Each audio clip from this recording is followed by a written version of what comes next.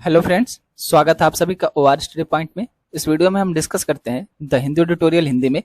उसके अलावा जो भी इंपॉर्टेंट करंट अफेयर आता है हमारे एग्जाम की दृष्टि से, आईएएस पीसीएस एग्जाम की दृष्टि से, उसके बारे में हम इसमें कवर करते हैं।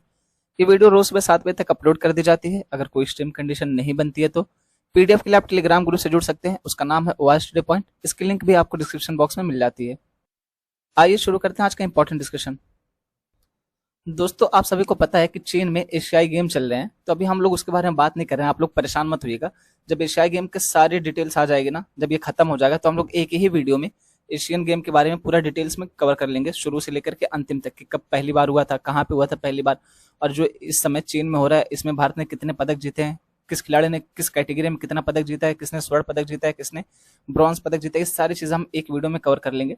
वहां से फिर हमारे लिए आसान हो जाएगी ना कि एक ही वीडियो में एशियन गेम की सारी डिटेल्स मिल जाएगी। उसके अलावा अगर कभी रिवीजन करना हुआ तो सिर्फ उसी वीडियो को चला करके हम रिवीजन भी कर सकते हैं आसानी से। और अगर रोज एक एक दो दो हम कवर करते रह जाएंगे तो फिर बहुत दिक्कत होगी। मतलब 10 वीडियो में जाके कवर होगा सारा गोल्ड मेडल, तो फिर वो दिक्कत हो जाएगी ना। इसलिए बेहतर है कि एक ही वीडियो में हम एशियन गेम से रिलेटेड सारी जानकारी इकट्ठा कर लेंगे, उसी में सारी जानकारी एशियन गेम से रिलेटेड रहेगी। अगर बात करें आज के इंपॉर्टेंट डे की, तो आज है विश्व रेबीज दिवस, वर्ल्ड रेबीज डे। ये प्रत्येक वर्ष 28 सितंबर को मनाया जाता है। 2023 के लिए इसकी थीम रखी गई है all for one, one health for all. ये जो रेबीज होता है ना, कुत्ते के काटने से होता है, तो कुत्तों से बच के रहिएगा, ठीक है। वैसे वर्तमान समय में इंसान से बड़ा कुत्ता और कोई नहीं है। आज ही के दिन एक और इम्पोर्टेंट डे मनाया जाता है। इसको कहते हैं विश्व समुद्री दिवस या वर्ल्ड मैरीटाइम डे। ये भी 28 सितंबर को मनाया जाता है। इस बार इसकी थीम रखी गई है MARPOL at 50 our commitment goes on. इस मारपोल का पूरा नाम है international convention for the prevention of pollution from ships. अगर हिंदी में कहें तो जहाजों से प्रदूषण की रोकथाम के लिए अंतर्राष्ट्रीय सम्मेलन। ये किससे संबंधित है मारपोल? तो ये संबंधित है जो समुद्री पर्यावरण है उसमें प्रदूषण ना हो, उसको रोकने के लिए, उसका नियंत्रण करने के लिए ये कन्वेंशन किया गया था, तो उसी से रिलेटेड है। दोस्तों, ये आर्टिकल हम सब के लिए बहुत इंपॉर्टेंट है। एक्चुअली इस आर्टिकल में हम बात करने वाले हैं कि जो हमारे एमपी हैं, जो हमारे एमएलए हैं, ये लोग कितने अच्छे हैं, कितने अच्छे अच्छे लोग जाकर के राजनीति में भर्ती हो रहे हैं, उसके बारे में हम बात करने वाले हैं।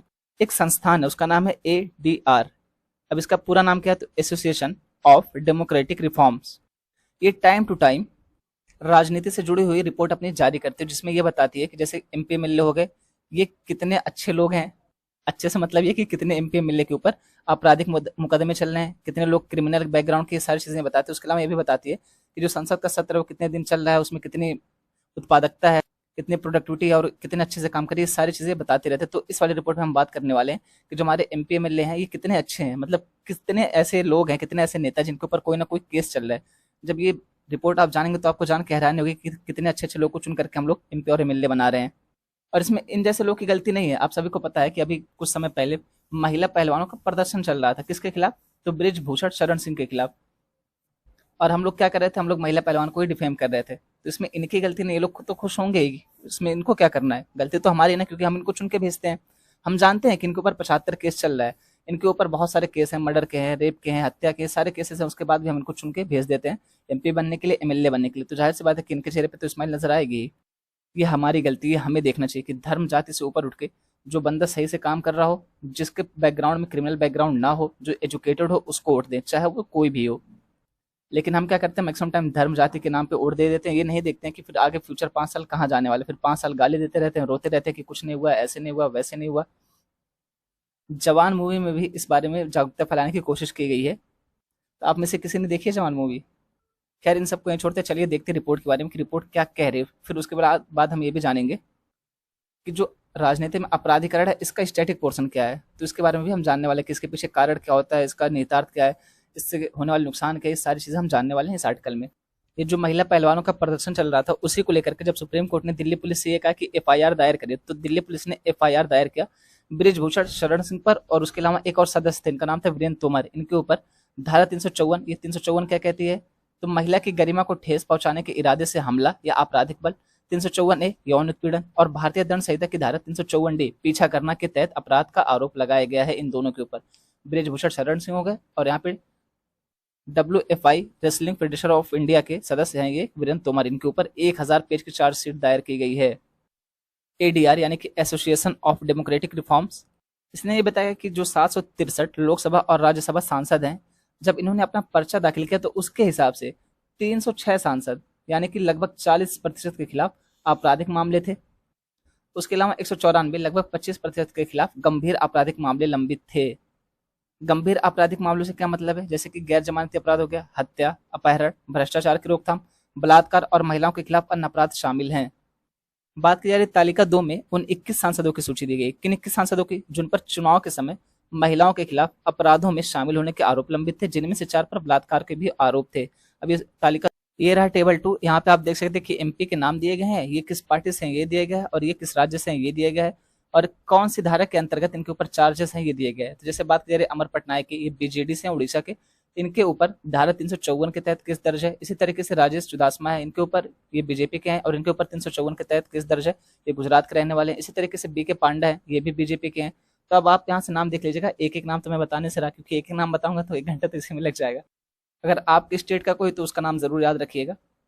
और ये चार्ट एक है जिसमें ये बताया गया था कि 763 एमपी को इन्होंने एनालाइज किया था। 763 एमपी का सर्वेक्षण हुआ था, जिसमें से 306 ऐसे थे जिनके ऊपर क्रिमिनल केसेस थे, 194 ऐसे जिनके ऊपर सीरियस क्रिमिनल केसेस हैं यानी कि गंभीर अपराध का केस है, 32 ऐसे जिनके ऊपर अटेम्प्ट टू मर्डर लगा हुआ है, 21 ऐसे एमपी है जिनके ऊपर महिलाओं के खिलाफ अपराध करने का केस दायर है। इसी तरीके से मर्डर वाले तो 21 सांसद ऐसे हैं जिनके ऊपर मर्डर का केस दायर किया गया, और रेप के केसेस में 4। तो आप लोग देखिए कि हम लोगों ने कितने अच्छे अच्छे सांसद चुन करके भेजे हैं, मतलब ये सांसद ना होकर के गुंडे हो जा रहे हैं।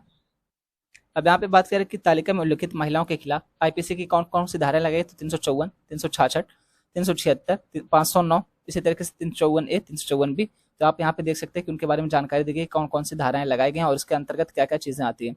10 सांसद बीजेपी से थे और 5 कांग्रेस से थे और 3 वाईएसआर कांग्रेस पार्टी से थे। वाईएसआर का पूरा नाम है युवजन श्रमिक रायथू। अब इनमें से 5 जो सभी भाजपा से थे, ये पश्चिम बंगाल से थे, 3 केरल से थे जो कि सभी कांग्रेस से थे, और 3 आंध्र प्रदेश से थे जो सभी वाईएसआर कांग्रेस पार्टी से थे। अब ये 2 पार्टी, एक कांग्रेस है और एक वाईएसआर कांग्रेस है, तो ये दोनों अलग अलग पार्टियां हैं। बात करें चार्ट 3 के बारे में, तो पहले चार्ट 3 देख लीजिए। ये रहा आपका टेबल 3 या चार्ट 3। तो इसके बारे में बात की जा रही है कि चार्ट 3 राज्यवार उन सांसदों को दर्शाता है जिनके चुनाव के समय उनके खिलाफ गंभीर आपराधिक आरोप लंबित थे। जैसे तेलंगाना से भाजपा के बापू राव स्वयं पर 55 गंभीर आरोप थे और ये सबसे अधिक हैं। इसी तरीके से केरल के से कांग्रेस के डीन कुरियाकोस 37 केस इनके ऊपर थे।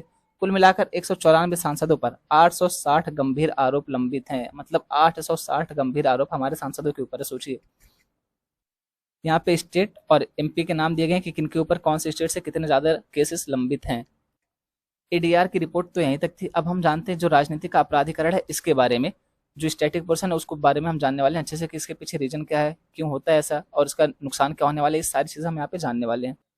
राजनीतिक अपराधीकरण से मतलब क्या है? तो राजनीतिक अपराधीकरण से मतलब ये है कि जो अपराध किया रहता है, जो अपराधी रहता है, जब वो अपने आप को बचाने के लिए राजनीति का सहारा लेने लगे और राजनीति में शामिल हो जाए, या तो एमपी बन जाए या तो एमएलए बन जाए, तब इसी को राजनीति का अपराधीकरण कहा जाता है।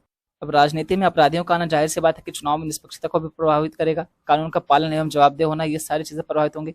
जो लोकतंत्र का मूलभूत सिद्धांत है वो भी प्रभावित होगा। ऐसे हजारों दिक्कतें निकल के आएंगी।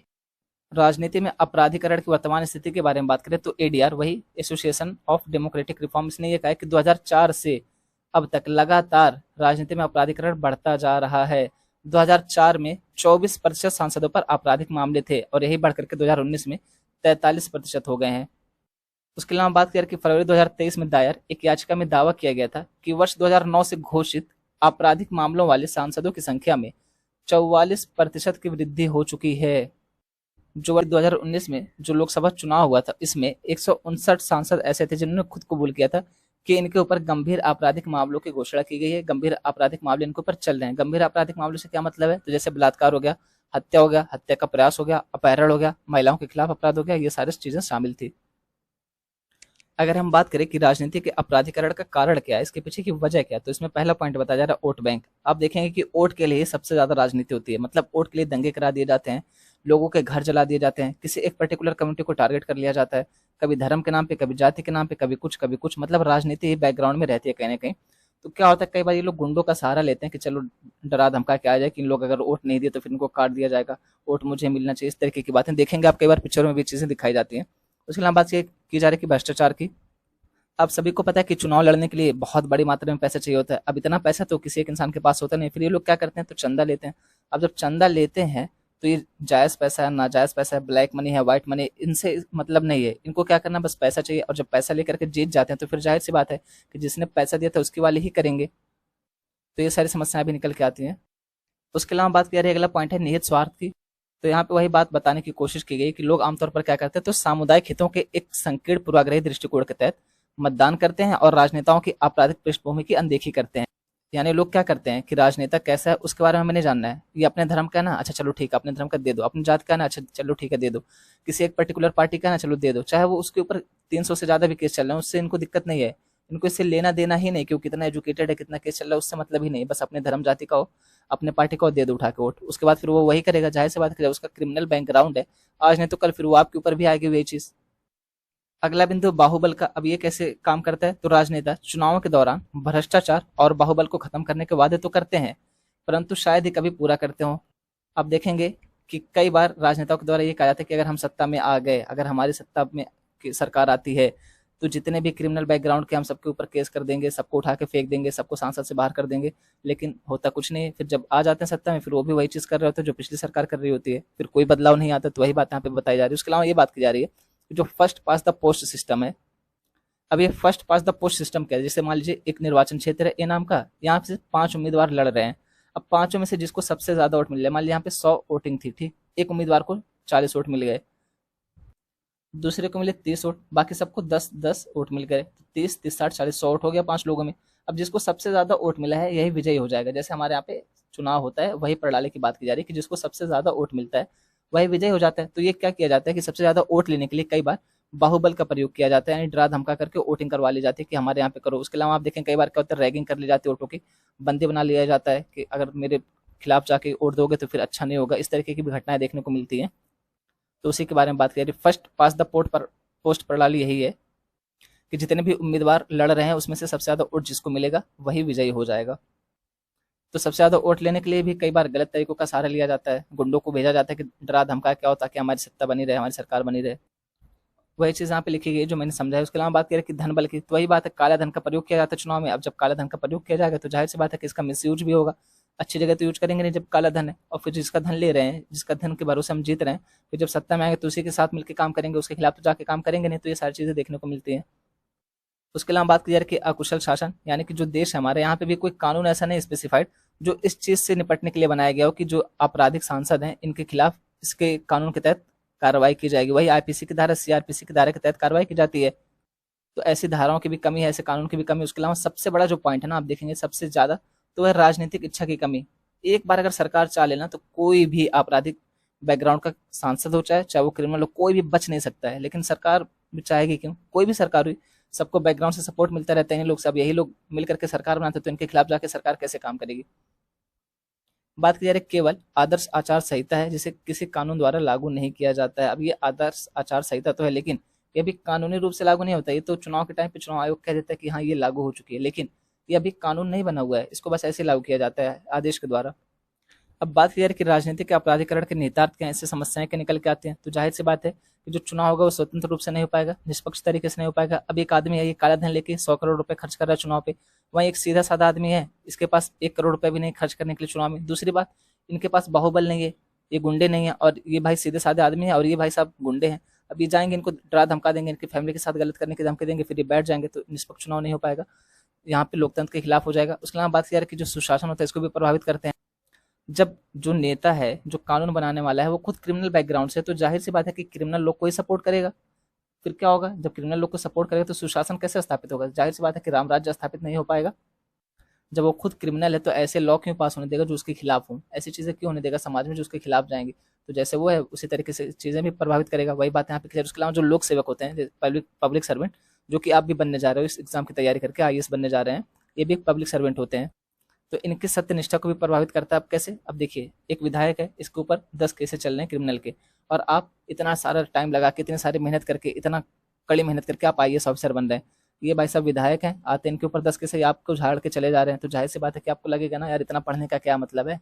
उसके बाद आप देखेंगे कि यार आप जा रहे थे जी जान से कोशिश करने कि हम अच्छे से अच्छा करेंगे, समाज को बदल के रख देंगे।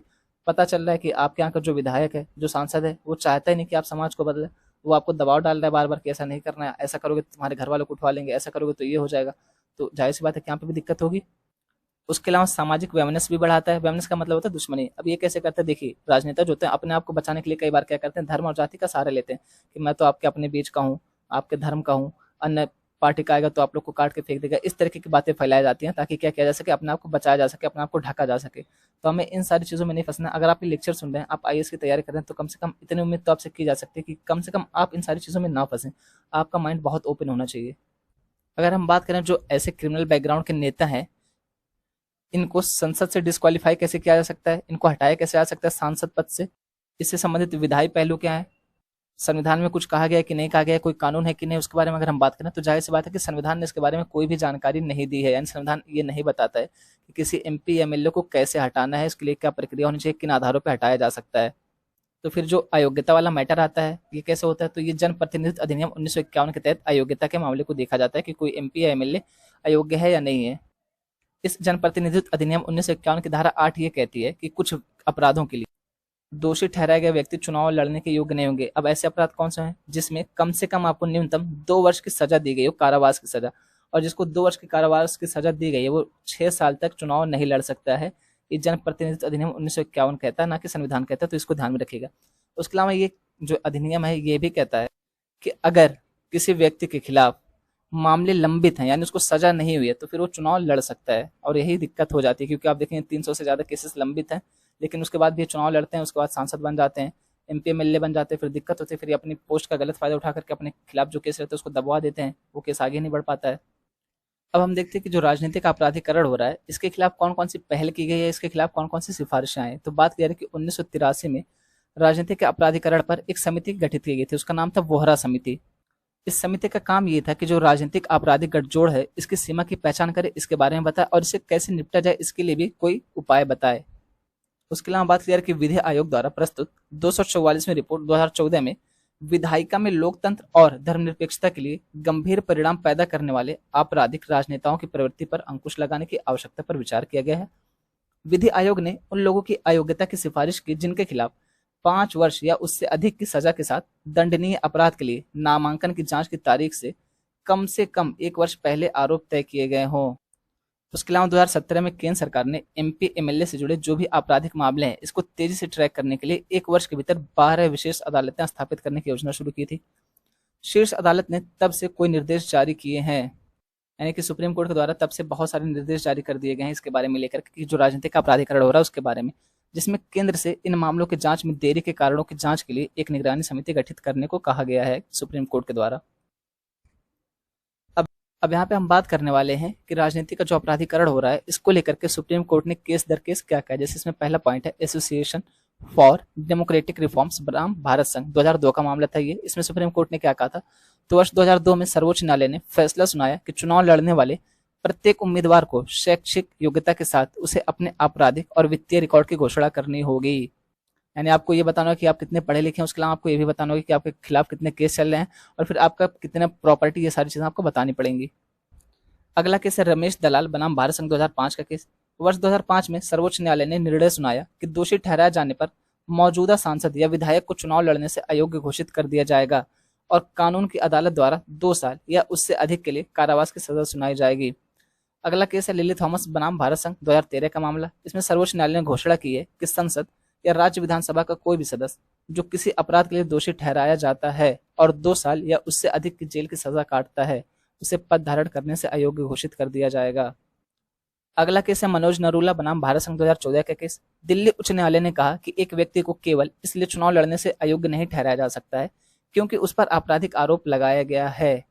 हालांकि अदालत ने यह भी कहा कि राजनीतिक दलों को आपराधिक पृष्ठभूमि वाले उम्मीदवारों को मैदान में नहीं उतारना चाहिए। यानी इसमें दिल्ली हाईकोर्ट ने यह कहा था कि अगर किसी के ऊपर आरोप लगाए गए, आपराधिक आरोप, तो उसको इस आधार पर हम चुनाव लड़ने से नहीं रोक सकते हैं कि इसके ऊपर आरोप लगाया गया है। लेकिन साथ ही में दिल्ली हाईकोर्ट ने यह भी कहा था कि राजनीतिक दलों को ध्यान देना चाहिए कि जो क्रिमिनल बैकग्राउंड के हैं, जिनके ऊपर ऐसे आरोप लग रहे हैं, उनको चुनाव ना लड़ने दिया जाए, उनको मैदान में ना उतारा जाए, बल्कि किसी अन्य उम्मीदवार को मौका दिया जाए।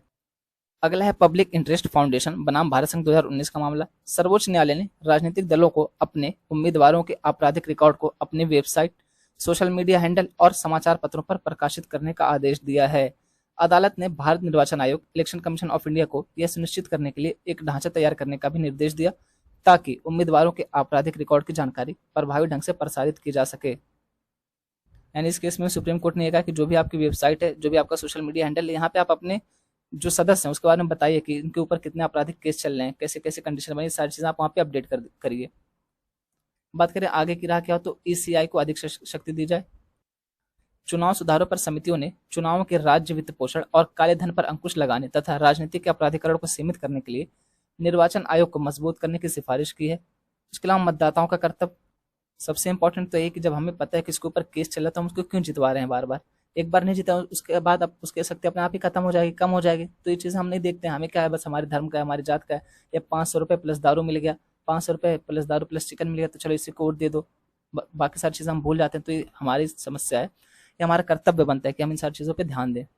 उसके अलावा बात करें कि न्यायपालिका को भी इस पर ध्यान देना चाहिए और ये देखना चाहिए कि जिनके ऊपर आपराधिक आरोप लगे हैं इनके खिलाफ क्या कार्रवाई की जा सकती है, क्या इनको चुनाव लड़ने से रोका जा सकता है, इसके लिए कुछ निर्देश दिए जाएं, कुछ और चीज़ें देखी जाएं।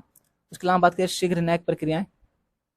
अब शीघ्र न्यायिक प्रक्रियाओं का क्या मतलब, देखिए मान लीजिए अगर किसी के ऊपर आपराधिक केस लगा हुआ है तो जाहिर सी बात है कि जल्दी से जल्दी इनको देखा जाए, इनकी सुनवाई की जाए, इसके बारे में जानकारी हासिल की जाए कि ये सही है गलत है, इनको सजा दिया जाए अगर ये यहाँ पे दोषी पाए जाते हैं। जैसे कई बार क्या होता है कि आप देखेंगे मामला आज का है और ये सजा इनको मिलती है 10 साल बाद, तो ये बाकी का 2 टर्म के लिए सांसद बन सकते हैं, एमपी बन सकते हैं। तो फिर इसमें क्या करते हैं कि 2 बार जब ये सांसद बन जाएंगे 5-5 साल के लिए, तो बाकी का अगले 10 साल के लिए रुकवा देते हैं, कहीं ना कहीं केस दबवा देते हैं, यानी शक्ति का दुरुपयोग करते हैं। तो वही बात यहाँ पे कही जा रही है कि जो न्यायालय इसके ऊपर बहुत ज़्यादा केसेस के बाहर है, लेकिन क्या करना चाहिए तो फास्ट ट्रैक अदालतें स्थापित करनी चाहिए ताकि यहाँ पे फटाफट मामला निपटाया जा सके इसके बारे में। उसके अलावा बात कह रहे रिप्रेजेंटेशन ऑफ पीपल एक्ट यानी कि जनप्रतिनिधित्व अधिनियम में संशोधन करना चाहिए। राजनीति में बढ़ते अपराधीकरण के लिए RPA 1951 representation of people act जनप्रतिनिधित्व अधिनियम 1951 में संशोधन की आवश्यकता है ताकि उन व्यक्तियों को चुनाव लड़ने से रोका जा सके जिनके खिलाफ कोई गंभीर प्रकृति का अपराध लंबित है। यानी अभी इसके तहत क्या है कि जिनको 2 वर्ष की कैद की सजा सुनाई गई सिर्फ वही चुनाव नहीं लड़ सकते हैं। तो इसमें ये कहा जा रहा है कि संशोधन करना चाहिए और देखना चाहिए कि अगर गंभीर अपराध लगे हैं, जैसे हत्या हो गया, रेप हो गया और इस तरीके के जो गंभीर अपराध अगर ये लगे हुए हैं, इनका आरोप लगा हुआ है, तो इनको चुनाव लड़ने से रोकना चाहिए। अब आप देख सकते हैं कि इस टॉपिक से 2013 में यूपीएससी मेंस में क्वेश्चन पूछा जा चुका है। बात करें कि पराया कहा जाता है कि राजनीति और नैतिकता साथ साथ नहीं चल सकते। इस संबंध में आपका क्या मत है, अपने उत्तर का उदाहरणों सहित आधार बताइए। दोस्तों इस आर्टिकल में हम बात करने वाले हैं एक सर्वे के बारे में, एक सर्वेक्षण के बारे में। इस सर्वे किसके द्वारा कराया गया है, तो सर्वे कराया गया है Indian council of medical research के द्वारा, जिसमें ये बताया गया कि जो भारतीय लोग हैं ये नमक का अधिक सेवन कर रहे हैं। WHO ने जितना बताया है कि एक दिन में आपको इतना ग्राम नमक का सेवन करना चाहिए, उससे कहीं ज्यादा हम लोग यूज करें। कितना बताया WHO ने, तो WHO ने बताया कि 5 ग्राम प्रतिदिन करना चाहिए, और हम लोग कितना कर रहे हैं, तो कोई 8 कर रहा है, कोई 8 से भी ज्यादा कर रहा है, कोई 7 कर रहा है, इस तरीके से बात की जा रही है। तो चलिए हम देखते हैं इसके महत्वपूर्ण निष्कर्ष के बारे में। बात की जा रही है कि नेचर जर्नल में प्रकाशित Indian council of medical research के एक हालिया सर्वेक्षण के अनुसार पुरुषों, ग्रामीण क्षेत्रों के लोगों और अधिक वजन वाले और मोटे उत्तरदाताओं में नमक का सेवन काफी अधिक था। यानी जिनके ऊपर ये सर्वेक्षण कराया गया था, सर्वे कराया गया था, उनकी बात की उत्तरदाताओं की। अब यहाँ पे क्या बताया गया है कि जो अनुमानित औसत दैनिक नमक का सेवन है ये 8 ग्राम होता है। अब यहाँ पे पुरुषों के लिए अगर देखा जाए तो 8.9 ग्राम प्रतिदिन है और महिलाओं के लिए 7.1 ग्राम प्रतिदिन है। जबकि WHO ने कितना बताया, तो प्रतिदिन 5 ग्राम तक की सिफारिश की, और हम लोग कितना खा रहे हैं, तो 8.9 ग्राम औसतन पुरुष खा रहे हैं और 7.1 ग्राम औसतन महिलाएं खा रहे हैं, और अगर दोनों को मिला के देखा जाए तो 8 ग्राम औसत निकल के आ रहा है। उसके अलावा इस सर्वेक्षण में ये भी कहा गया है कि जो भारतीय लोग हैं इसमें राष्ट्रीय गैर संचारी रोग निगरानी सर्वेक्षण के हिस्से के रूप में किए गए अध्ययन में कहा गया है कि नमूना आबादी में उच्च नमक सेवन के हानिकारक प्रभावों और खपत को सीमित करने के तरीकों की कम धारणा थी। उसके अलावा भी बताया कि इसको नियंत्रित करने के लिए हमें योजना बनानी होगी, उसको बेहतर तरीके से क्रियान्वित करना होगा, उसको नियंत्रित करने की आवश्यकता है, अन्यथा बहुत सारी दिक्कतें निकल के आएंगी। उसके अलावा ये भी कहा गया इस सर्वेक्षण में कि जो प्रसंस्कृत खाद्य पदार्थ होते हैं और जो घर से बाहर पकाए गए खाद्य पदार्थ हैं इनका सेवन हमें कम करना पड़ेगा, अन्यथा बहुत बड़ी दिक्कत निकल के आने वाली है। इसमें 18 से लेकर के 69 वर्ष की आयु के 10,659 वयस्कों ने सर्वेक्षण में भाग लिया था, और जो भाग लिए थे उसमें से कितने लोगों ने अपनी प्रतिक्रिया दी थी, कितने लोगों ने उत्तर दिया था, तो लगभग 96.3% लोगों ने इसमें उत्तर दिया था। इसमें ये बताया कि जो नौकरी पेशा लोग हैं, जो नौकरी करते हैं, जॉब करते हैं, वो प्रतिदिन 8.6 ग्राम, जो तंबाकू खाने वाले हैं वो प्रतिदिन 8.3 ग्राम, और जो उच्च रक्तचाप से, हाई बीपी से प्रभावित हैं वो लोग 8.5 ग्राम नमक का सेवन करते हैं प्रत्येक दिन में। जबकि WHO ने कितना बताया, तो 5 ग्राम प्रतिदिन बताया WHO ने। अब इस सर्वे में ये भी बताया कि जो हाई बीपी से प्रभावित लोग हैं इनमें हाई बीपी 25% तक कम हो सकती है अगर ये नमक का सेवन कम कर दें। उसके अलावा ये बताया कि 2025 तक औसत जनसंख्या नमक सेवन में 30% की कमी करनी चाहिए। उसके अलावा इस सर्वे में ये भी बताया कि जिन्होंने इसमें भाग लिया, जो 10,000 से ज़्यादा लोगों ने इसमें भाग लिया था सर्वे में, उसमें से आधे से भी कम लोग ऐसे थे जिन्होंने नमक कम खाने की कोशिश की थी, उसको रोकने का प्रयास किया था। उसके अलावा एक चीज़ और इस सर्वे में बताई गई है, वो ये बताई गई कि नमक कम करने का सबसे अच्छा तरीका क्या है। तो सबसे अच्छा और आसान तरीका ये है कि जो बाहर से आप खाना खाते हैं उसको बंद कर दीजिए। जैसे पिज्जा बर्गर हो गया ना, मतलब इन सबको कम से कम खाइए, कभी कभार खाइए, ऐसा नहीं कि आए दिन नहीं खा रहे हैं इसी से पेट भर रहा है। तो ये सारी चीज़ें बताई गई इस सर्वे में। इसमें ये भी बताया कि जो नमक का अधिक सेवन करते हैं उसकी वजह से हृदय संबंधी बहुत सारी बीमारी हो जाती है, बहुत सारी मौतें होती हैं। तो उसके बारे में कुछ डेटा दिया गया। जैसे बात की जा रही है, भारत में होने वाली कुल मौतों में हृदय रोगों की हिस्सेदारी अनुमानित 28.1% है। अध्ययन में कहा गया है कि 2016 में उच्च रक्तचाप यानी कि high BP, high blood pressure के कारण 1.63 मिलियन मौतें हुई, जबकि 1990 में 0.78 मिलियन मौतें हुई थी हाई बीपी की वजह से। और हाई बीपी किस वजह से हो रहा है? तो अधिक नमक का सेवन करने की वजह से हो रहा है। अच्छा, ये जो सर्वे कराया गया वो कैसे कराया गया, किसके बेस पे पता चला है? तो जो सोडियम पाया जाता है उसके बेस पे। अब सोडियम कहाँ? जो यूरिन में सोडियम पाया जाता है उसी के बेस पे ये सर्वे कंडक्ट कराया गया था, उसी के आधार पर इस चीज़ें पता लगाई गई हैं। और ये एक प्रकार की मान्य विधि है, मतलब ऐसा नहीं कि कोई सी भी विधि उठा के काम कर लिया, जो मान्य विधि है उसी के हिसाब से इन्होंने काम किया है। बात करें जनसंख्या माध्य की गणना नमूना भार का उपयोग करके की गई थी। अब इसका फायदा क्या, जो सर्वे हुआ है इसका मतलब क्या है, इसका यूज हम कहाँ कर सकते हैं? हम पढ़ तो रहे हैं लेकिन इसका फायदा क्या है? पहले तो ये कि हम अपनी लाइफ में इसका यूज कर सकते हैं, बाहर से खाने वाली चीज़ों को कम कर सकते हैं। उसके अलावा जो हमारा खाना है, खाद्य पदार्थ है, उसमें नमक का कम सेवन कर सकते हैं, इससे हम दिल से होने वाली बीमारियों से बच जाएंगे। उसके अलावा इस सर्वे का क्या किया जा सकता है? तो इससे पता चलेगा कि बहुत सारे लोग ऐसे हैं भारत में जो नमक का बहुत ज़्यादा यूज करते हैं, तो उनसे निपटने के लिए कोई योजना बनाई जा सकती है, कोई कार्यक्रम चलाया जा सकता है, किसी तरीके के और प्रोग्राम लाए जा सकते हैं। तो ये सारी चीज़ें की जा सकती हैं इस सर्वे के द्वारा।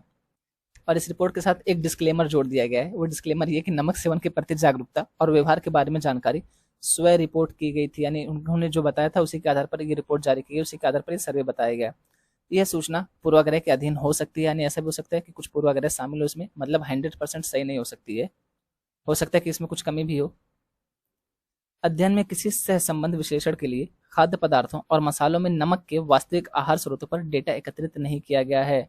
रिपोर्ट में अध्ययन की सीमा की घोषणा करते हुए इस रिपोर्ट वालों ने यह भी बताया था कि हो सकता है कि इसमें कुछ कमी हो। ऐसा जरूरी नहीं कि जो कह दिया वही पत्थर की लकीर होगी, 100% सही नहीं है, हो सकता है कि कुछ कमी भी हो इस रिपोर्ट में। लेकिन यह है कि मोटा मोटा एक अंदाजा लग गया कि भारतीय लोग अधिक नमक का यूज करते हैं। अब इससे निपटने के लिए हमें योजना बनाई जा सकती है। उसके अलावा जो हाई ब्लड प्रेशर है ये भी जुड़ा हुआ है नमक के सेवन से, तो इस तरीके से हमें मोटा मोटा अंदाजा लग गया है। अब आप सोचेंगे ये पढ़ाने का क्या मतलब था, इसका क्या फ़ायदा? तो पहला फ़ायदा तो ये कि हम अपने लाइफ पे, हम अपने जीवन में इसको यूज़ कर सकते हैं कि हमें नमक का कम सेवन करना चाहिए। दूसरा, जो यहाँ पे कुछ डेटा दिया गया, जैसे ये डेटा हो गया, उसके अलावा जो ये डेटा होगा हम इसको अपने आंसर राइटिंग में यूज कर सकते हैं, अपने इससे में यूज कर सकते हैं, या कहीं इंटरव्यू में बातचीत होती तो हम वहाँ पे भी यूज कर सकते हैं। और ये डेटा जब यूज करते हैं तो जाहिर सी बात है कि आंसर हमारा ऑथेंटिक हो जाता है। अब एक तरफ आप लिखेंगे कि भारतीय लोग अधिक नमक का यूज करते हैं, वहीं दूसरा बंदा ये लिख रहा है कि Indian council of medical research के अनुसार ये बात बताएगी कि भारतीय अधिक नमक का सेवन करते हैं। तो जाहिर सी बात है कि दूसरे वाले का आंसर ज़्यादा ऑथेंटिक हो जाएगा। तो इस तरीके से हमें इस डेटा को यूज करना है अपने आंसर राइटिंग में या फिर इससे में, जहाँ भी जरूरत पड़ती है। दोस्तों, कुछ दिन पहले हम लोगों ने एक आर्टिकल डिस्कस किया था इंडिया और कनाडा के बीच द्विपक्षीय संबंधों को लेकर के, और ये संबंध क्यों बिगड़ रहे हैं, क्या वजह, वो सारी चीज़ें हमने डिस्कस की थी। तो जब से ये मुद्दा हुआ है तब से एक संगठन लगातार चर्चा में बना हुआ है, उसका नाम है 5 आइज। तो हम उसके बारे में भी थोड़ा सा जान लेते हैं कि 5 आइज कंट्रीज क्या है, ये संगठन क्या है, उसके बारे में सारी जानकारी, जैसे इसकी विशेषताएं क्या है, ये काम कैसे करते हैं, सारी चीज़ें हम जानने वाले हैं। वैसे नाम से क्लियर हो रहा है कि 5 आइज यानी 5 देश होंगे। अब ये 5 देश कौन कौन से? तो यहाँ पे आप देख सकते हैं, कनाडा हो गया, यूएसए हो गया, यूके हो गया, ऑस्ट्रेलिया हो गया और न्यूजीलैंड, ये 5 देश हैं इसमें। उसके अलावा एक संगठन है 9 आइज, इस तरीके से करके 14 आइज। तो हम वो सारी चीज़ें इसमें जानने वाले हैं। बात की जा रही कि चर्चा में क्यों है, तो हाल ही में कनाडाई प्रधानमंत्री ने आरोप लगाया है कि कनाडा में खालिस्तान आंदोलन के उन नायक, एक सिख अलगाववादी नेता की हत्या में भारत सरकार के संभावित संबंध हो सकते हैं, इसलिए दोनों देशों के बीच संबंध तनाव में है। साथ ही उनके आरोपों को 5 आइज अलायंस की रिपोर्टों का समर्थन प्राप्त है। तो बात करें अगर 5 आइज अलायंस के बारे में, इसमें 5 देश हैं। कौन कौन से? Australia, Canada, New Zealand, United kingdom और संयुक्त राज्य अमेरिका। ये देश बहुपक्षीय यूके यूएसए समझौते के पक्षकार हैं, जो सिग्नल इंटेलिजेंस में संयुक्त सहयोग के लिए एक संधि है, यानी जो खुफिया जानकारी होते हैं उसको शेयर करने के लिए संगठन है आपस में। बात की जा रही है कि यह गठबंधन क्या करता है, तो अपने अंतर्गत जो भी देश है इनके, इसके अंतर्गत ये खुफिया जानकारी का व्यापक आदान प्रदान करता है, यानी इंटेलिजेंस से जुड़ी जो भी रिपोर्ट होती है उसके बारे में लोग आपस में शेयर करते हैं कि कैसे निपटा जाए, क्या किया जाए, हमारे यहाँ पे ये जानकारी मिली है, आपके यहाँ से क्या मुद्दा है, ये सारी चीज़ें ये लोग करते हैं। उसके अलावा बात करें कि जब से इसकी स्थापना हुई है तो इसने अपना विस्तार भी किया है 9 आइज कंट्रीज में और 14 आइज कंट्रीज में। यानी हम बात कर रहे हैं फाइव आइज कंट्रीज के बारे में, फाइव आइज अलायंस के बारे में, लेकिन अब यहाँ पे एक और संगठन है, उसका नाम है नाइन आइज अलायंस। इसी तरीके से एक और है 14 आइज। यही जो फाइव आइज है, इन्होंने ही अपना विस्तार करके यानी कि देशों को इसमें ऐड के बाद ये बन गया है नाइन आइज कंट्रीज, और ये बन गया 14 आइज कंट्रीज, जो फाइव आइज अलायंस था। अब अगर बात करें नाइन आइज की, तो फाइव आइज जो पहले से हैं वो तो रहेंगे, उसके अलावा चार और ऐड हो गए। कौन कौन से? नीदरलैंड, डेनमार्क, फ्रांस और नॉर्वे। वहीं अगर हम बात करते हैं 14 आइज की, तो अब ये नौ नाइन तो रहेंगे, प्लस इसमें फाइव और ऐड हो जाएंगे। कौन कौन से? तो अंतर्गत इसके आएंगे जैसे बेल्जियम, इटली, जर्मनी, स्पेन तथा स्वीडन। यानी अगर टोटल हम देखते हैं 14 आइज अलायंस में कौन कौन है, तो ऑस्ट्रेलिया हो गया, न्यूजीलैंड हो गया, कनाडा हो गया, यूएसए हो गया और यूके हो गया। फिर उसके अलावा जैसे इसमें आ जाएगा नीदरलैंड, डेनमार्क, फ्रांस, नॉर्वे, फिर उसके बाद आ जाएगा बेल्जियम, इटली, जर्मनी, स्पेन तथा स्वीडन। ये 14 आइज अलायंस है सब मिला करके। अगर हम बात करें कि फाइव आइज अलायंस का गठन किस कारण हुआ था, इसको किस लिए बनाया गया था, तो बात करें द्वितीय विश्व युद्ध के दौरान यह गठबंधन सर्वप्रथम अस्तित्व में आया। यूके और यूएस ने क्रमशः जर्मन और जापानी कूटों को हल करते हुए खुफिया जानकारी साझा करने का निर्णय लिया। यानी जब सेकेंड वर्ल्ड वॉर चल रहा था, तो जर्मनी और जापान का जो भी खुफिया जानकारी थी, जो भी कोड थे, जो भी यहाँ पे कोड था, उसको डिकोड करने के लिए यूके और यूएसए साथ मिलकर काम करने के लिए तैयार हुए, और इसी तरीके से इसका गठबंधन का कारण बना ये। वर्ष 1943 में ब्रिटेन, यूएसए, ब्रूसा समझौते ने यूके यूएसए समझौतों की नींव रखी। यूरोप में अमेरिकी सेनाओं का समर्थन करने के लिए दोनों देशों के बीच खुफिया जानकारी साझा करने के लिए ब्रूसा पर हस्ताक्षर किए गए थे। इसके बाद वर्ष 1946 में यूके यूएसए समझौतों पर हस्ताक्षर किए गए। वर्ष 1949 में कनाडा इसमें शामिल हुआ और एक अन्य गठबंधन का निर्माण करते हुए न्यूजीलैंड तथा ऑस्ट्रेलिया वर्ष 1956 में शामिल हो गए। यानी इसमें कनाडा 1949 में शामिल हुआ था और न्यूजीलैंड और ऑस्ट्रेलिया एक साथ इसमें 1956 में शामिल हो गए थे। इस समझौते को आधिकारिक रूप से स्वीकृति नहीं दी गई थी, हालांकि इसके अस्तित्व के बारे में 1980 के दशक से ही जानकारी थी, लेकिन यूके यूएसए समझौतों की फाइलें या जानकारी वर्ष 2010 में जारी की गई। बात की जा रही है फाइव आइज गठबंधन की कार्यप्रणाली क्या है, तो खुफिया जानकारी जुटाने और सुरक्षा के मामलों में विभिन्न देश अक्सर एक दूसरे से जुड़े होते हैं। हाल के वर्षों में चीन की बढ़त को संतुलित अथवा नियंत्रित करने जैसे सामान्य हितों से फाइव आइज देशों के बीच घनिष्ठता बढ़ी है। उनकी निकटता का श्रेय एक समान भाषा और दशकों के सहयोग से बने आपसी विश्वास को भी दिया जाता है। वर्ष 2016 में five eyes intelligence oversight and review council अस्तित्व में आई। इसमें फाइव आइज देशों की गैर राजनीतिक खुफिया निगरानी, समीक्षा और सुरक्षा संस्थाएं भी शामिल हैं।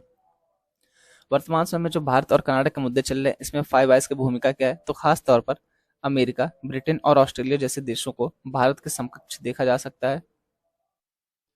कनाडा के समान उनके भीतर भी बड़ी संख्या में भारतीयों और भारतीय मूल के लोगों की आबादी है। उन्होंने पिछले कुछ वर्षों में खालिस्तान समर्थक गतिविधियों के कुछ उदाहरण भी देखे हैं। लेकिन एक तरफ कनाडा और गठबंधन के साथ उनकी ऐतिहासिक निकटता तथा दूसरी तरफ भारत के एक वैश्विक शक्ति के रूप में उभरने के कारण भारत या कनाडा के लिए पूर्ण समर्थन की संभावना नहीं है। संबंधों की स्थिति को देखते हुए ये देश, विशेष रूप से अमेरिका, मामले पर अस्पष्ट खुफिया जानकारी और जानकारी होने पर इस मुद्दे में मध्यस्थता की भूमिका निभा सकता है। दोस्तों, ये कुछ शॉर्ट न्यूज है जो प्रीलिम्स के लिए इंपॉर्टेंट हो सकती है। बात की जा रही है यहाँ पे डीएनए नैनोबॉल रणनीति के बारे में। तो ये क्या करता है, डीएनए नैनोबॉल रणनीति जो रोगजनक होते हैं ना, उसके बारे में जानकारी देता है, उसके बारे में पता लगाता है। अब रोगजनक क्या होते हैं, तो जाहिर सी बात है कि जिनकी वजह से हमारी बॉडी में रोग हो, बीमारी हो, उसी को रोगजनक कहा जाएगा। अब ये रोगजनक में कुछ भी हो सकता है, जैसे वायरस हो गया, बैक्टीरिया हो गया, प्रोटोजो हो गया, ये कवक, इनकी वजह से जो बीमारी होती है हमारी बॉडी में, तो इनके बारे में ये जानकारी इकट्ठा करता है डीएनए नैनोबॉल रणनीति। बात की जा रही है डीएनए नैनोबॉल रणनीति तेजी से रोगजनक का पता लगाने के लिए न्यूक्लिक एसिड आधारित डायग्नोस्टिक और लूप मध्यस्थ इजोटेर्मल एम्प्लीफिकेशन लैंप तकनीक को जोड़ती है। अब लैंप तकनीक क्या है, तो लैंप तकनीक के अंतर्गत जो ये डीएनए होते हैं गोल तरीके से, अब इनको लंबाई में ऐसे कर लिया जाता है। उसके बाद फिर क्या किया जाता है, तो इनकी कई प्रतियां तैयार हो जाती है, यानी कि कॉपी तैयार हो जाती है। तो फिर ये एक समय के बाद फिर से, अब जब ऐसे हो जाएंगे तो इसके बारे में थोड़ी सी ज़्यादा जानकारी मिल जाती है। फिर एक समय के बाद ये गोलाकार हो जाते हैं और फिर इसको माइक्रोस्कोप से देखा जाता है कि अलग अलग प्रतियों में क्या क्या चीज़ें बताई जा रही हैं, किस प्रति में क्या, ये सारी चीज़ें देखी जाती हैं। उसके बाद पता लगाया जाता है कि अच्छा बीमारी की वजह ये थी। और फिर जो ये बाद में गोलाकार रूप में आते हैं डीएनए, इन्हीं को नैनो बॉल कहा जाता है, डीएनए नैनो बॉल। उसके अलावा बात करें निदान का समर्थन करने के लिए इस डिज़ाइन को प्रयोगशाला तकनीकों की आवश्यकता नहीं है। यह एक कम लागत वाली तकनीक है जिसे व्यापक रूप से तैनात और स्केल बेल किया जा सकता है। अगली न्यूज है भारत का डिजिटल सार्वजनिक बुनियादी ढांचा एक वैश्विक मॉडल। बात की जा रही केंद्रीय इलेक्ट्रॉनिक और आईटी मंत्री ने विश्व बैंक द्वारा आयोजित दक्षिण दक्षिण ज्ञान साझाकरण श्रृंखला में भाग लिया, जिसमें भारत के डिजिटल पब्लिक इंफ्रास्ट्रक्चर डीपीआई और अफ्रीकी देशों के लिए एक मॉडल के रूप में इसकी क्षमता पर ध्यान केंद्रित किया गया। हाल ही में G20 में भारत की अध्यक्षता के दौरान विशेष रूप से अफ्रीकी संघ को शामिल किया गया। वैश्विक सशक्तिकरण के लिए प्रौद्योगिकी को बढ़ावा देने की भारत की प्रतिबद्धता इंटरनेट को परिवर्तन, लचीलेपन, सुरक्षा और विश्वास का समर्थक बनाने के अपने लक्ष्य के साथ संरेखित होती है, जो लोगों के जीवन पर प्रौद्योगिकी के गहरे प्रभाव में भारत को वैश्विक मामलों के अध्ययन के रूप में स्थापित करती है। ये अगली न्यूज है, हालांकि हमने इसको कल डिस्कस किया है बहुत ही डिटेल में, लेकिन फिर भी हम जान लेते हैं। महामारी के बीच एमएसएमई को राहत देने हेतु सरकार ने 256 करोड़ रुपए से अधिक का अनुदान दिया। भारत सरकार ने विवाद से विश्वास फर्स्ट योजना के तहत 10,000 से अधिक दावों को स्वीकार करके सूक्ष्म, लघु और मध्यम उद्यमों एमएसएमई को राहत प्रदान की है, जिसका उद्देश्य कोविड-19 महामारी के दौरान इन व्यवसायों का समर्थन करना है। विवाद से विश्वास फर्स्ट योजना एमएसएमई के लिए राहत योजना केंद्रीय वित्त मंत्री द्वारा 2023-24 के बजट में भाषण के दौरान पेश की गई थी और इसे government e market place GeM portal के माध्यम से लॉन्च किया गया। कल हमने इसके बारे में डिस्कस किया है और इस योजना के बारे में भी डिस्कस किया। उसके अलावा जो सेकंड चैनल है उसके बारे में भी हमने डिस्कस किया है। इसने एमएसएमई को राहत के लिए दावे प्रस्तुत करने की अनुमति दी थी, जिसमें कटौती की गई प्रदर्शन सुरक्षा, बोली सुरक्षा और परिसमाप्त क्षति के 95% की वापसी, साथ ही अनुबंध निष्पादन चूक के कारण प्रतिबंध का सामना करने वाले एमएसएमई के लिए सहायता शामिल है। तो ये सारी शॉर्ट न्यूज थी अलग अलग, ये प्री के लिए इंपॉर्टेंट है। ये आप लोग के जीएस का क्वेश्चन। बात करिए भारत में कॉर्पोरेट शासन के संदर्भ में नैतिक ईमानदारी और पेशेवर दक्षता यानी कि मॉरल इंटीग्रिटी और प्रोफेशनल एफिशिएंसी से आप क्या समझते हैं? उपयुक्त उदाहरण देकर स्पष्ट कीजिए। इसको 150 शब्दों में लिखना है, तो आप लोग इसको लिखिएगा, प्रैक्टिस करिएगा। यहीं तक रखते हैं आज की वीडियो। बोलने में जो भी गलती हुई उसके लिए दिल से सॉरी। आप सबके सपोर्ट के लिए बहुत बहुत धन्यवाद। इसी तरीके से सपोर्ट बनाए रखिए। आपका कोई सजेशन हो, कोई शिकायत हो तो कमेंट बॉक्स में कमेंट करके आप बता सकते हैं। अगर फिर भी आपको लगता है कि कमेंट बॉक्स में कमेंट नहीं कर सकते हैं, कोई ऐसी बात कहनी है, कोई ऐसा सुझाव है कि आप कमेंट बॉक्स में नहीं कह सकते, तो उसके लिए ईमेल आईडी आप यहाँ पे भी ईमेल कर सकते हैं। Thank you.